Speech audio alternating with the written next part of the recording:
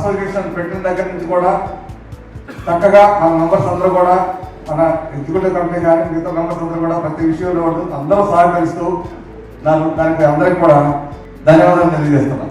మన అసోసియేషన్ పెట్టిన దగ్గర నుంచి కూడా చాలా విషయాల మీద మనం ఫైట్ చేయడం జరిగింది. ముఖ్యంగా ఒక పాయింట్ మీద అయితే మనం ఎక్కువగా 1000 స్క్వేర్ మీటర్స్ వరకు జోనల్లోనే పర్మిషన్ ఇవ్వాలి అని చెప్పి ఫస్ట్ నుంచి అడుగుతున్నది వెస్ట్ జోన్ బిల్డర్స్ అసోసియేషన్. అది ఎప్పటి నుంచో మన కోరిక ఉంటే అది ఆల్రెడీ అది అయిపోయింది. ఇప్పుడు 1000 స్క్వేర్ మీటర్స్ అలా 4000 స్క్వేర్ మీటర్స్ వరకు అట్లాగా అప్ టు 5 ఫ్లోర్స్ హైరేజ్ అంటే హెడ్ ఆఫీస్లో ఇచ్చి అప్ టు 5 ఫ్లోర్స్ వరకు 4000 స్క్వేర్ మీటర్స్ వరకు జోన్లో ఇవ్వాలని చెప్పేసి మనం దాని మీద రిప్రజెంటేషన్ ఇవ్వాల్సింది కోరుతున్నా. అట్లాగే మన పెద్దలు మరి నేడుకోట అట్లాగే క్రడాయి ప్రెసిడెంట్ గారు రామకృష్ణ గారు కూడా నేను కోరుతున్నాను. ఈరోజు మన ఎమ్మెల్యే గారు గాంధీ గారు మన సీఎం గారికి ఆ రిప్రజెంటేషన్ ఇవ్వడం జరిగింది. అట్లాగే మన చాలా మంది జిహెచ్ఎంసీ పరిధిలో ఇళ్ల మధ్యలో కడుతున్నాం. 900 స్క్వేర్ మీటర్స్ దగ్గర నుంచి 2000 స్క్వేర్ మీటర్స్ దాకా సెల్లార్ తవ్వడం అంటే అది ఒక నరకలాగా కనిపిస్తా ఉంది. ఎప్పటి నుంచో మనం అడుగుతాం వితౌట్ సెల్లార్ రెండు స్టిల్స్ అట్లా 5 ఫ్లోర్స్ వితౌట్ ఫైర్ అనవసి అని అడుగుతాం. అదేమంటే అనిపిసి కూడా అని అంటారు. కానీ 99లో అంతకుముందు ఎన్పిసి కోడ్ ప్రకారం 15 మీటర్స్ ఉంటాయి. 99లో ఏపీ గవర్నమెంట్ అప్పుడు ఉన్నప్పుడు క్యాబినెట్ లో అది 18 మీటర్స్ కి ఆ రోజు హైట్ వరకు వితౌట్ ఫైర్ అని వచ్చి పర్మిషన్ తీసుకోవడం జరిగింది క్యాబినెట్ లో. మరి ఇప్పుడు అదే ఎన్పిసిలో మరి 18 మీటర్స్ వరకు ఇవ్వడం జరిగింది.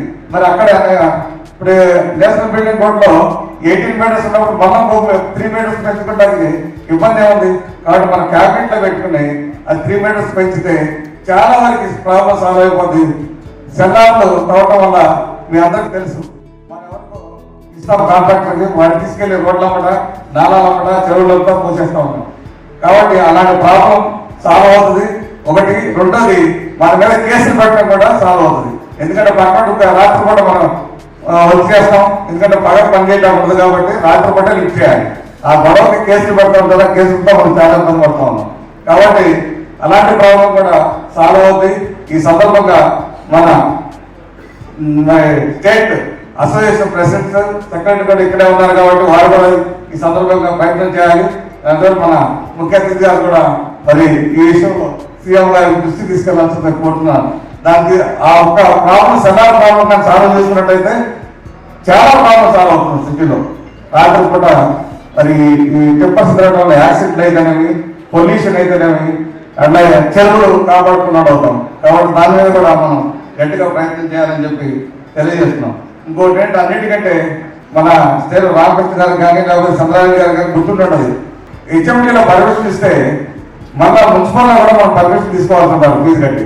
నరకం చూస్తున్నారు మా వాళ్ళు. నరకం చూస్తుంటే అనుకోకుండా రోజు అడుగుతున్నారు గారి దగ్గర అంటే ఇట్లా ఇబ్బంది పడుతున్నారంటే మీకంటే ఫీజు కట్టే డబుల్ కట్టాల్సి వస్తుంది వాళ్ళకి బ్రైబు చైర్మన్లకి అని అంటే ఆ రోజు దాన్ని క్యాన్సిల్ చేసి డైరెక్ట్గా హెచ్ఎండీ కంటే ఆ ఫీజు కూడా అక్కడే కలుసుకొని ఇవ్వడం జరుగుతూ ఉంది. ఇప్పుడు లేదా హెచ్ఎండీలు ఎన్ఓసి వచ్చిన తర్వాత మనం RERA account bank account close చేయాలంటే రేరా నుంచి ఎన్ఓసి తీసుకురమ్మంటారు, కంప్లీషన్ సర్టిఫికేట్ తీసుకురమ్మంటారు. శ్రీనివాస్ గారు అది దృష్టిలో పెట్టుకోండి, విద్యార్థులతో డిస్కస్ చేయండి. మరి అది ఏ విధంగా ఇవ్వాలో దానికి ప్రాసెస్ అయితే మరి లేదనుకుంటాము. అది ప్రాసెస్ ఏ విధంగా చేస్తే బాగుంటుందో మన ఇంకా ఆ అకౌంట్స్ క్లోజ్ చేయకపోతే సీజ్ చేస్తాం. దాంట్లో అమౌంట్ ఉంటే అట్లా ఉండిపోతుంది. కాబట్టి అది ఆర్బీఐ నామ్స్ అంటున్నారు కాబట్టి దాన్ని కూడా మీ దృష్టికి తేవడం జరుగుతూ ఉంది.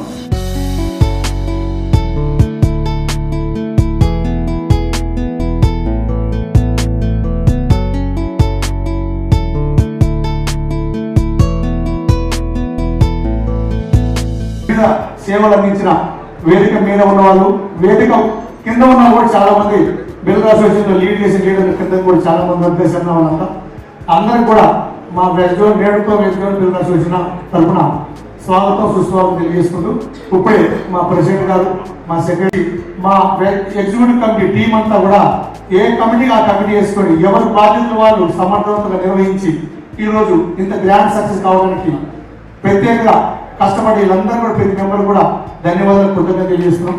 ఈ 6 సంవత్సరాల్లో మేమంతా కూడా 160 మంది సభ్యులుగా కూడా ఏ రోజు కూడా మా ప్రెసిడెంట్ అంటే మాకు గౌరవాధ్యక్షులు శాశ్వతాధ్యక్షులు కూడా మా సుబ్బయ్య గారు, ఇక్కడ శాశ్వతాధ్యక్షులు సుబ్బయ్య గారు ఆ రోజు ఈ రోజుకి మా అసోసియేషన్ గ్రూప్ లో కూడా ఇంతమంది మెంబర్ ఉన్నారు కదా, ఈ రోజు స్టేట్కి వచ్చిన వాళ్ళు వేదిక మీద కూడా రాజకీయాలకు అతీతంగా నేను ఒక రాజకీయ నాయకుడు అయినప్పటికీ ఏ రాజకీయ విషయాలు కూడా గ్రూప్ లో ఏ రోజు కూడా ఒక రాజకీయ విషయం మేము మాట్లాడుకోం, ఏ రోజు కూడా ఒక కులం విషయం మాట్లాడుకో, ఒక మతం విషయం మాట్లాడుకో, సంబంధం లేని విషయాలు ఏమీ లేకుండా కేవలం మా గ్రూప్ కేవలం బిల్డర్ శ్రేయస్సు బిల్డర్ల విషయాలే తప్ప ఇంకో విషయం కూడా మా west zone builder association group లో మేము కనీసం పోస్ట్ కూడా లేదు. అంత క్రమశిక్షణతో మా 160 మంది సభ్యులు క్రమశిక్షణతో ఉన్నాం. ఈ 6 సంవత్సరాలు కూడా అదే క్రమశిక్షణతో అసోసియేషన్ నడిపిస్తున్నాం. మేమంతా ఒకటే గర్వంగా చెప్పుకుంటాం. ఇప్పుడే మా సెక్రటరీ గారు ప్రెసిడెంట్ గారు చెప్పారు, కేవలం బిల్డర్ల సమస్యల మీద మాకున్న సమస్యల మీద అధికారుల దృష్టికి తీసుకెళ్తాం, మా స్థానిక ప్రజాప్రతినిధుల దృష్టికి తీసుకెళ్తాం, ఈ సమస్య ఏ విధంగా పరిష్కరించుకోవాలనుకుంటాం, అందరికీ అందుబాటులో ఉంటాం. అదే లక్ష్యంతో మా వెస్ట్ జోన్ బిల్డర్ అసోసియేషన్ పనిచేస్తుంది. ఇందుకు ఈ విధంగా మేము చెప్పడానికి చాలా గర్వంగా ఉంది. ఈ రోజు కూడా అతి తక్కువ సమయంలో ఇంతమందిని గ్యాదర్ చేసి ఇంత విజయవంతంగా ప్రోగ్రామ్ చేయడానికి సమిష్టి కృషి కారణం తెలియజేస్తూ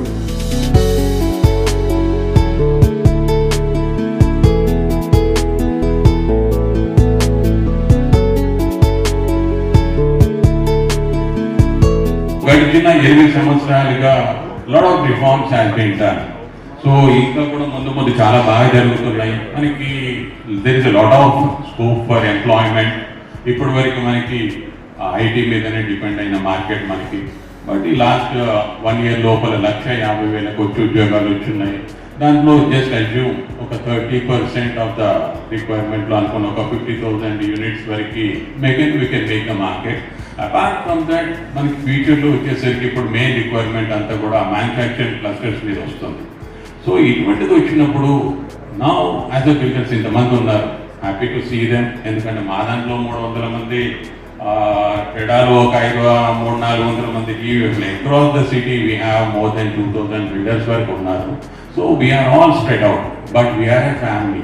అందరం కలిసికట్టుగా ఎలా బిజినెస్ని సస్టైన్ చేసుకోవాలనేది చాలా ఇంపార్టెంట్. తెలుసుకొని మనం అధిగమించి ముందుకు పోయే విధంగా కార్యక్రమాలు చేసుకోవడానికి, కలిసి నడవడానికి, ఇబ్బందులు అధిగమించడానికి అసోసియేషన్లు మనం పెట్టుకున్నాం. అలాగే number of times west zone builders కావచ్చు, కుక్కట్పల్లి బిల్డర్స్ కావచ్చు, రెరా బిల్డర్స్ కావచ్చు, ఉప్పల్ నుంచి వచ్చిన బిల్డర్స్ మీద చాలా అసోసియేషన్ మీటింగ్స్లో కూడా నేను పాల్గొనడం, మంత్రి గారితో కలిసి పాల్గొనడం కూడా జరిగింది. అప్పుడు కూడా ఎక్కువ సమస్యలు లేవు. ఈ నాలా ఇష్యూస్ కానీ, ధరణి ఇష్యూస్ కానీ, ధరణి కోర్టు ఎప్పుడైతే వచ్చిందో అప్పటి నుంచి కొన్ని స్టార్ట్ అవటం, దాని తర్వాత చాలా మంది మిత్రులు నన్ను కలవడం, మేమంతా కూడా కలిసి సబ్ కమిటీకి రిప్రజెంటేషన్ చేయడం, అలాగే అధికారులకు కూడా కొన్ని రిప్రజెంటేషన్స్ ఇవ్వటం. ఈ రోజు ఏ రకంగా సమావేశం ఏర్పాటు చేసుకొని అందరూ కూడా అనుభవాలను పంచారో, ఇబ్బందుల్ని ఎత్తి చూపించారో, అదే రకంగా ప్రశాంత్ రెడ్డి గారి మినిస్టర్ క్వార్టర్లో కూడా కూర్చొని అందరూ కూడా చెప్పడం, సీఎం గారి దగ్గర, సిఎస్ గారి దగ్గర కూడా ఈ విషయాలను మాట్లాడి ఒక 12 సమస్యల్ని సిఎస్ గారి క్లియర్ చేయాలి అనే ఉద్దేశంతో క్యాబినెట్ సబ్ కమిటీ ముందు పెట్టడం, ఆ సమస్యలో ఒక 5-6 సమస్యల్ని పరిష్కరించడం కూడా జరిగింది. ఇంకా కొన్ని సమస్యలు మిగిలిపోవడం మూలంగా ఈ సమస్యలన్నీ తలెత్తుందన్న విషయం అందరికి తెలిసిన విషయమే. ఇంతకుముందు తీసుకెళ్లాను, మధ్యలో ఫాలో అప్ చేయలేదు.